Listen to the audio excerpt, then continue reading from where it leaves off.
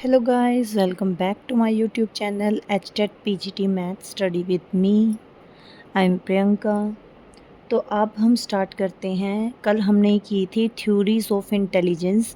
अब हमारी कुछ थ्योरी रहती थी इंटेलिजेंस की, आज हम वो करेंगे जो थोड़ी ज़्यादा इम्पोर्टेंट होगी, जिसमें से डीप क्वेश्चन आएगा उसको डीप करेंगे। जिसमें से नॉर्मली ये पूछते हैं कि ये थ्योरी किसने दी, उसको सिर्फ उतना ही करेंगे। तो सबसे पहले जो हमारी थ्योरी है sampling theory of intelligence. Intelligence की जो सैम्पलिंग थ्योरी है वो थॉमसन ने दी थी। जैसे हमने कल किया था ए एंड बी थ्योरी किसने दी थी, हैब ने दी थी। इसको सिर्फ इनको सिर्फ इतना ही पूछते हैं, डीप नहीं पूछते, इसलिए हम इनको सिर्फ इतना ही करेंगे क्योंकि हमारे पास ऑलरेडी बहुत इंपॉर्टेंट टॉपिक हैं जिनमें से क्वेश्चन आते हैं। इनमें से सिर्फ ऊपर ऊपर से आते हैं, जहाँ डीप से आएंगे उस टॉपिक को हम डीप ही करेंगे। तो और एक हमने क्या किया था कर, वो फ्लूइड एंड क्रिस्टल थ्योरी की थी। वो किसने दी थी, हमारी कैटल ने। वो किसने दी थी, कैटल ने। मैंने आपको बताया था कि फ्लूइड को किस में डालते हैं हम, कैटल में डालते हैं ना। चाय को किस में डालते हैं, कैटल में डालते हैं। तो आगे हम बात करते हैं अब sampling theory of intelligence. Intelligence की सैम्पलिंग थ्योरी ये किसने दी है, थॉमसन ने। किसने दी है, ये थॉमसन ने। और ये हमने एक टॉपिक किया था multi intelligence theory. Multi intelligence theory क्या होती है कि अब देखो, कल हमने किया था एक मल्टी फैक्टर थ्योरी, है ना, कि एक इंटेलिजेंस के बहुत सारे फैक्टर्स हो सकते हैं, इसका तो ये मतलब है। और वो किसने दी थी, थॉर्नडाइक ने। और उसको हम सैंड थ्योरी भी कहते हैं, एटॉमिक थ्योरी भी कहते हैं इंटेलिजेंस की। लेकिन अगर हम बात करें मल्टी इंटेलिजेंस थ्योरी, देखो मल्टी फैक्टर होने में और मल्टी इंटेलिजेंस होने में डिफरेंस है। मल्टी फैक्टर का मतलब है कि एक इंटेलिजेंस के ही बहुत सारे फैक्टर्स हो सकते हैं, कि इंटेलिजेंस इस टाइप की हो सकती है, इस टाइप की हो सकती है, मतलब एक ही इंसान के अंदर बहुत सारे इंटेलिजेंसी हो सकती हैं। लेकिन होवर्ड गार्डनर कहता है कि मल्टी इंटेलिजेंस थ्योरी मतलब कि हमारी जो इंटेलिजेंस है वो हमारी मल्टीपल टाइप की होती हैं। जैसे मैंने कल आपको बताया, इससे पहले मैं आपको बता चुकी हूँ वाला टॉपिक, कि हमारे जो होवर्ड गार्डनर कौन कौन सी थी मल्टी इंटेलिजेंस थ्योरी, 8 टाइप्स की दी थी।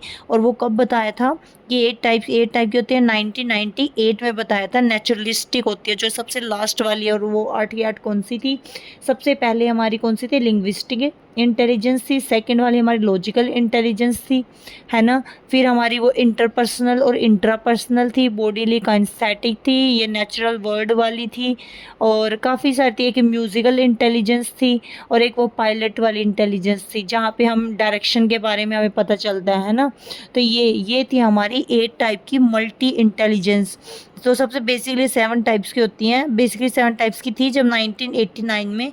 उसके बाद 1998 में, मतलब 89 से सीधे इस लास्ट वाले को रिवर्स कर दो 98, इसमें 8th ऐड हो गई थी नेचुरलिस्टिक। और सबसे लास्ट में हमारी क्या ऐड हो गई थी, 9th एग्जिस्टेंशियल। उसके बाद है, देखो नेक्स्ट हमारी थ्योरी है थ्री डी थ्योरी। इसको 3 डायमेंशनल थ्योरी भी कहते हैं, 3D थ्योरी भी कहते हैं। ये किसने दी थी, जेपी गिलफर्ड ने।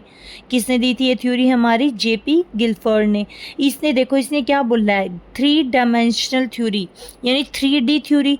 यानी ये देखो 3D 3 डायमेंशनल, यानी कि इसमें 3 स्टेप्स होंगे, 3 से मतलब 3 डायमेंशंस होंगे। कौन कौन से, इंडेक्स, प्रोसेस और प्रोडक्ट। इंडेक्स, प्रोसेस और प्रोडक्ट। अब इंडेक्स में हमारे कितने स्टेप्स हैं, 4 स्टेप्स है, 4 5 6। और प्रोसेस में 5 स्टेप्स हैं। प्रोडक्ट में कितने स्टेप्स हैं, 6 स्टेप्स हैं। तो अगर हमसे पूछे कि टोटल नंबर ऑफ एलिमेंट्स कितने हैं इसमें, ये और ये कब बताई थी, 1955 में। कब बताया था ये, 1955 में दी थी ये थ्योरी जेपी गिलफर्ड ने। अगर ये क्वेश्चन आ जाए कि इसमें कितने डायमेंशंस है, 3 डायमेंशंस हैं, और इसमें टोटल नंबर ऑफ एलिमेंट्स कितने हैं, देखो इसमें 4 एलिमेंट्स है, इसमें 5 एलिमेंट्स है, इसमें 6 एलिमेंट्स है। तो टोटल नंबर ऑफ एलिमेंट्स कितने आएंगे हमारे यहाँ पे, 4 5 ज़ा 20, 26 ज़ा 120। तो टोटल नंबर ऑफ एलिमेंट्स हमारे कितने आएंगे, 120। अगर वो पूछे कि टोटल नंबर ऑफ एलिमेंट्स कितने हैं तो 120 बताएंगे। लेकिन अगर वो पूछेंगे कि total number of current elements कितने हैं तो वो 180 बताएंगे। क्यों, क्योंकि इसका ना रिवाइज एडिशन हुआ है। मतलब हमने क्या किया है, इसको इंडेक्स को हमने 2 पार्ट में डिवाइड किया है। यहाँ पे 4 इंडेक्स को हमने क्या किया, 2 पार्ट में डिवाइड किया, जिसकी वजह से क्या किया, ये देखो ये 5 5 हो गए, 5 5 6। मतलब सीधा इतना डीप जाने की ज़रूरत नहीं है, सिंपल सा क्वेश्चन आएगा इसमें कि देखो अगर टोटल नंबर ऑफ एलिमेंट्स पूछेंगे तो 120 है, ठीक है। लेकिन अगर वो पूछे कि total number of current elements कितने हैं तो वो 180 हैं। कितने 180। और अगर रिवाइज फर्स्ट एडिशन में पूछेंगे कितने आएंगे 150, रिवाइज सेकंड एडिशन में पूछेंगे तो कितने आएंगे 180। ठीक है, अब हम बात करते हैं इसको है ना, हम 3D थ्योरी को हम स्ट्रक्चरल मॉडल ऑफ इंटेलिजेंस भी कहते हैं, क्योंकि इसमें स्ट्रक्चर बनी होती है बॉक्स टाइप की, इसलिए इसको बॉक्स मॉडल थ्योरी भी कहते हैं और इसको स्ट्रक्चरल मॉडल थ्योरी भी कहते हैं। ठीक है, बॉक्स टाइप की थ्योरी से बॉक्स जैसे वो होती है ना क्यूब, ऐसे क्यूब टाइप से बना होता है इसमें मॉडल, एक स्ट्रक्चरल मॉडल, इसलिए इसको 3D थ्योरी भी कहते हैं। अब ये जो 3 डायमेंशनल थ्योरी है जेपी गिलफोर्ड ने दी थी, ये किसकी थ्योरी है, इंटेलिजेंस की थ्योरी है ना, इंटेलिजेंस की। तो मतलब कोई भी काम जिसमें हमें अपनी इंटेलिजेंस यूज़ करनी है, इंटेलिजेंस का स्ट्रक्चर मॉडल यूज़ करना है, तो हम क्या करते हैं सबसे पहले, जब भी हम अपना दिमाग लगाएंगे हम क्या करेंगे। देखो सबसे पहले है इंडेक्स, इंडेक्स को हम कंटेंट भी कहते हैं। ये हमारा 4 टाइप्स का होता है, मैंने आपको बताया था इंडेक्स यानी कंटेंट, ये हमारा 4 टाइप्स का होता है।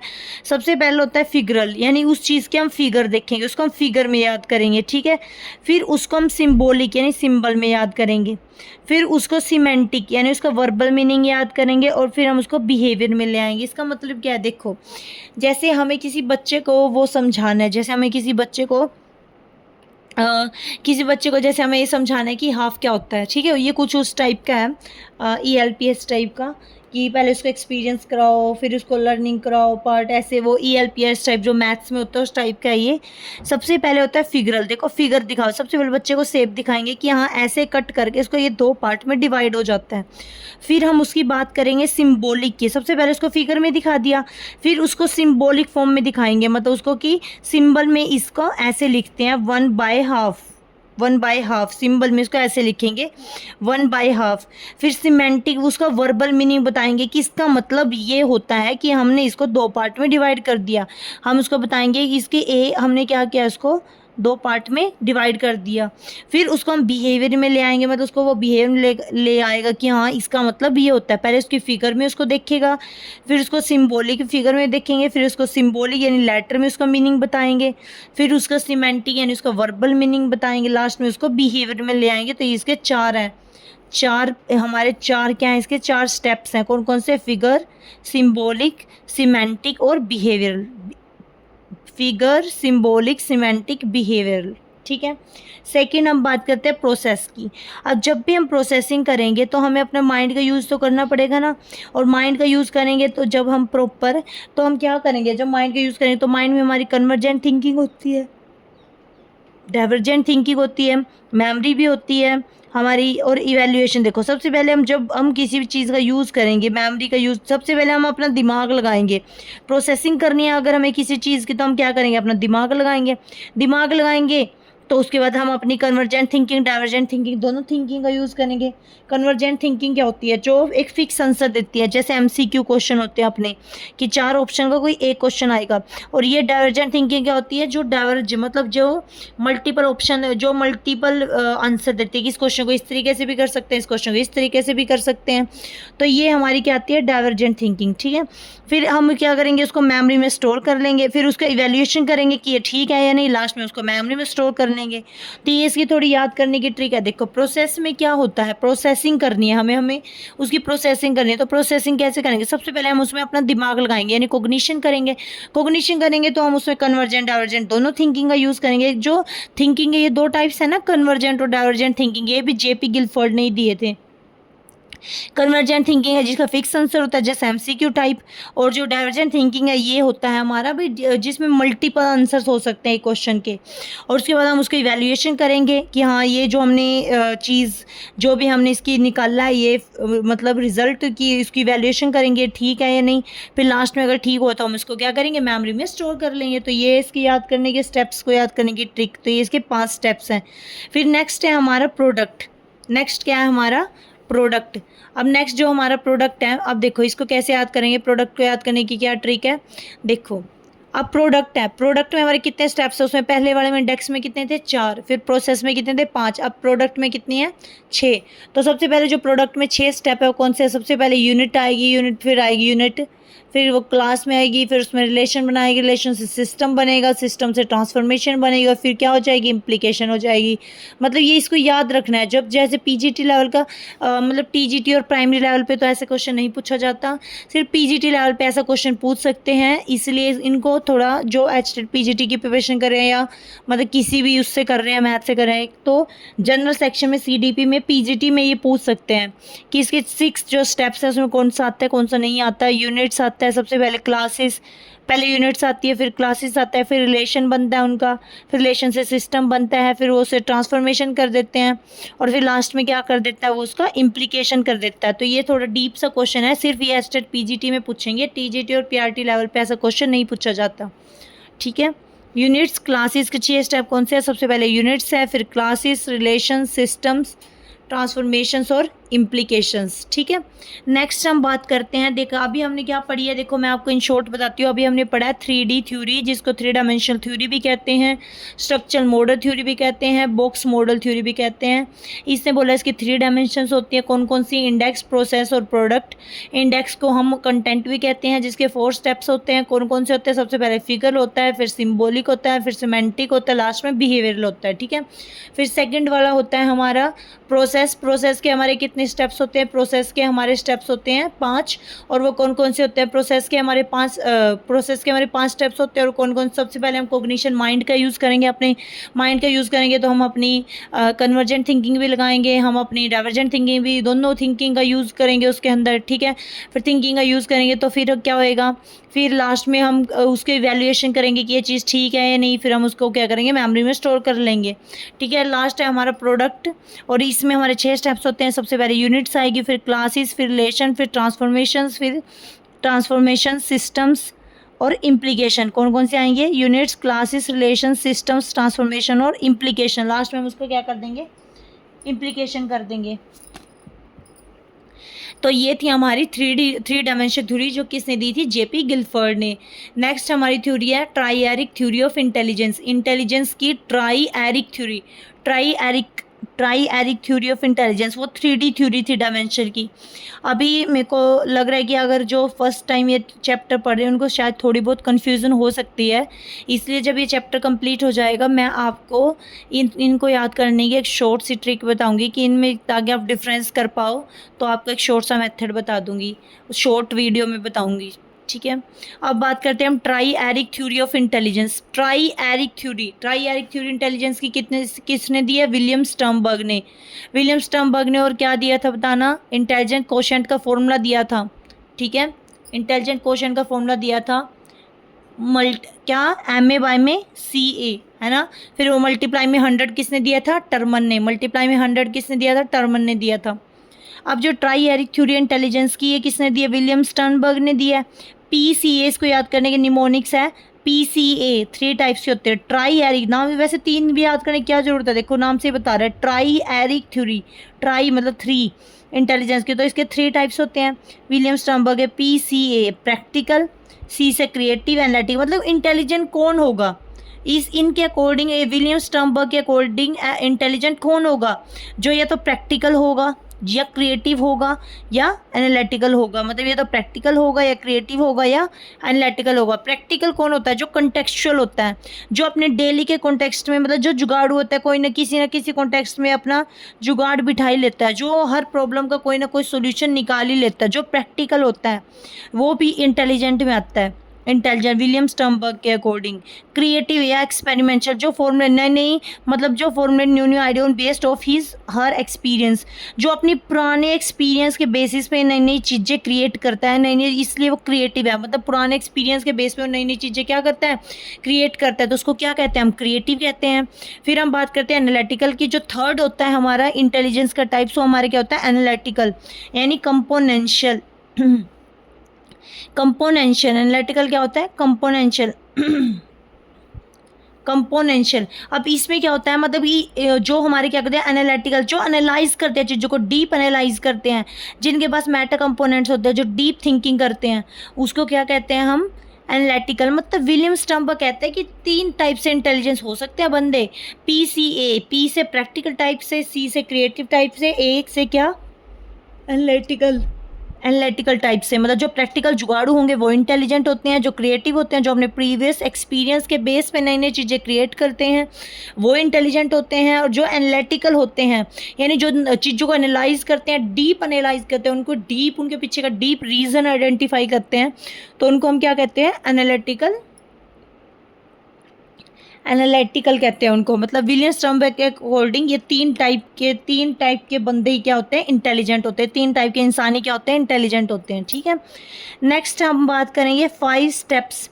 अब ट्राई एरिक थ्योरी इंटेलिजेंस की, ये तो थे इसके 3 टाइप्स। ठीक है, अब हम बात करेंगे इसके 5 स्टेप्स की। ये तो इसके टाइप्स से 3, प्रैक्टिकल, P से प्रैक्टिकल, C से क्रिएटिव, A से एनालिटिकल। अब इसके 5 टाइप्स, इसके 5 स्टेप्स की बात करेंगे। इसके 5 स्टेप्स कौन कौन से हैं? सबसे पहले इनकोडिंग। इनकोडिंग क्या होता है? इनकोडिंग। सो इसके 5 स्टेप्स है। सबसे पहला है इनकोडिंग, मतलब वो इनकोड करेगा, मतलब पहचानने का कि हाँ कि ये कहीं सुना है, या फिर वो मतलब वो पहचान करने की कोशिश करेगा, उसको इनकोड करने की कोशिश करेगा। फिर इन्फरिंग। इन्फरिंग क्या होता है? मीनिंग निकालना, फिर उसका मीनिंग निकालने की कोशिश करेगा पहचान करके। फिर मैपिंग। मैपिंग करने का मतलब क्या है कि वो अपनी प्रीवियस नॉलेज के साथ उसको कोरिलेट करने की कोशिश करेगा। फिर वो क्या करेगा? एप्लीकेशन, यानी उसको अप्लाई करके देखेगा। फिर response, exact solution of the given problem, और फिर गिवन प्रॉब्लम का क्या करेगा? वो एग्जैक्ट सॉल्यूशन निकाल लेगा। देखो ये कोई ज़्यादा वो नहीं, देखो नॉर्मली वो जब वो कोई भी अपने इंटेलिजेंस का यूज़ करते हैं तो वो कैसे करते हैं? सबसे पहले वो इनकोड करेगा, मतलब उसको पहचानने की कोशिश करेगा कि ये कहीं मैंने देखा है, पढ़ा है, इसका मीनिंग मुझे पता है। इन्फरिंग करने की कोशिश करेगा, उसका मीनिंग निकालने की कोशिश करेगा। मैपिंग करने की कोशिश करेगा, अपने प्रीवियस नॉलेज के साथ कोरिलेशन करने की कोशिश करेगा। एप्लीकेशन मतलब अप्लाई, फिर वो अपनी प्रीवियस नॉलेज को अप्लाई करके देखेगा, और अप्लाई करने के बाद फिर वो रिस्पॉन्स यानी एग्जैक्ट सोल्यूशन आया है कि नहीं, जो आना चाहिए था वो करके देखेगा। मतलब क्योंकि देखो इसमें 3 टाइप के लोग आते हैं ना, जुगाड़ू आते हैं, या क्रिएटिव आते हैं, एनालिटिकल टाइप के आते हैं। तो ये 5 स्टेप्स में वो काम करते हैं। पहले इनकोड करने की कोशिश करते हैं, पहचानने की, फिर उसका मीनिंग निकालने की कोशिश करते हैं, फिर उसको मैपिंग करने की कोशिश करते हैं, उसको कोरिलेशन करते हैं प्रीवियस नॉलेज के साथ। फिर वो एप्लीकेशन यानी अप्लाई करके देखते हैं कि जो मेरी प्रीवियस नॉलेज है वो ठीक है या नहीं। फिर लास्ट में क्या करते हैं? वो मैच करते हैं एग्जैक्ट सोल्यूशन वो आया है या नहीं, जो आना चाहिए था, exact solution of the given problem, मतलब गिवन प्रॉब्लम का वो सोल्यूशन आया है या नहीं जो आना चाहिए था। ठीक है, ये ऐसे 5 स्टेप्स में ये काम करेंगे जो PCA टाइप के इंसान हैं, कोडिंग, इन्फरिंग, मैपिंग, एप्लीकेशन और रिस्पॉन्स। ठीक है, और इसमें कंपोनेंट्स अगर पूछे तो 3 टाइप्स के कंपोनेंट्स होते हैं। देखो जिसके पास नॉलेज होएगी, नॉलेज कंपोनेंट्स, नॉलेज, जिसके पास नॉलेज होएगी वही मेटा कंपोनेंट्स, वही डीप थिंकिंग कर पाएगा, वही उसके बारे में ज़्यादा डीपली मतलब सोच पाएगा, और जो डीपली सोच पाएगा वही अच्छी परफॉर्मेंस कर पाएगा। तो सबसे पहले नॉलेज कंपोनेंट्स, फिर मेटा कंपोनेंट्स, फिर परफॉर्मेंस कंपोनेंट्स। देखो जो टाई एरिक थ्योरी इंटेलिजेंस की, विलियम स्टर्नबर्ग कहते हैं कि 3 टाइप के जो इंसान होते हैं वो इंटेलिजेंस होते हैं PCA टाइप के। P से क्या है? प्रैक्टिकल, C से क्रिएटिव, A से एनालिटिकल। प्रैक्टिकल जो जुगाड़ू होते हैं, जो किसी न किसी हर किसी प्रॉब्लम का कोई ना कोई सोल्यूशन निकाल ही लेते हैं। क्रिएटिव यानी कि जो उसकी प्रीवियस एक्सपीरियंस है उसके बेस पे कुछ नई चीज़ें फॉर्मुलेट करते हैं। एनालिटिकल क्या होता है? जो एनालाइज करते हैं, जो क्या करते हैं? चीज़ों को एनालाइज करते हैं, डीपली एनालाइज करते हैं, उसका डीप रीज़न फाइंड आउट करते हैं। फिर इसके 5 स्टेप। अब ये जो तीनों जुगाड़ू इंसान, जो तीनों इंसान होते हैं ना, प्रैक्टिकल, क्रिएटिव और एनालिटिकल, ये 5 स्टेप्स में करते हैं। कैसे? सबसे पहले इनकोड करते हैं। इनकोड करने का मतलब क्या होता है? नॉलेज लें। सबसे पहले क्या करते हैं? इनकोड करते हैं, मतलब उसको पहचानते हैं। फिर इन्फरिंग, उसका मीनिंग निकालने की कोशिश करते हैं। फिर उसकी मैपिंग यानी कोरिलेशन करने की कोशिश करते हैं प्रीवियस नॉलेज के साथ। फिर कोरिलेशन करते हैं प्रीवियस नॉलेज, फिर वो जो प्रीवियस नॉलेज से उनको पता चलता है फिर उसको अप्लाई करके देखते हैं। एप्लीकेशन और अगर रिस्पॉन्स, फिर एग्जैक्ट सॉल्यूशन आया कि नहीं गिवन प्रॉब्लम को जो आना चाहिए था वो करके देखते हैं। ठीक है, कंपोनेंट्स में 3 है। सबसे पहले नॉलेज कंपोनेंट्स, के बाद नॉलेज होएगी, वही हमारा डीप क्या कर पाएगा? वही हमारा डीपली सोच पाएगा। मेटा जो अभी वर्ड आए ना, उसका मतलब वो डीप थिंकिंग के बारे में बोल रहा है। सबसे पहले नॉलेज कंपोनेंट, जिसके बाद नॉलेज होगी वही डीप थिंकिंग कर पाएगा, यानी मेटा कंपोनेंट्स। और जब मेटा कंपोनेंट्स है उसके बाद क्या आएगा? परफॉर्मेंस कंपोनेंट्स, तभी वो अच्छा परफॉर्म कर पाएगा। तो ये 3 कंपोनेंट्स हैं, नॉलेज कंपोनेंट्स, मेटा कंपोनेंट्स और परफॉर्मेंस कंपोनेंट्स। ठीक है, और जो ट्राई एरिक थ्योरी है ना, इसको हम इंफॉर्मेशन थ्योरी भी कहते हैं इंटेलिजेंस की। क्या कहते हैं इसको हम? Information theory of intelligence. ठीक है, होप सो आपको ये 2 थ्योरी समझ आई हो, एक 3 डायमेंशनल थ्योरी, और सेकंड हमने क्या कौन सी की है? Triarchic theory intelligence. जो 3 डायमेंशनल थ्योरी है किसने दी थी? JP गिलफर्ड ने। और जो ट्राई एरिक थ्योरी है वो किसने दी थी? विलियम स्टर्नबर्ग ने। ठीक है, चलो आगे एक दो थ्योरी और रहती है, वो हम कल करेंगे। अगर आपको किसी भी कहीं भी कोई भी पॉइंट ना समझ आए तो प्लीज़ वीडियो को रिपीट करके देख लेना।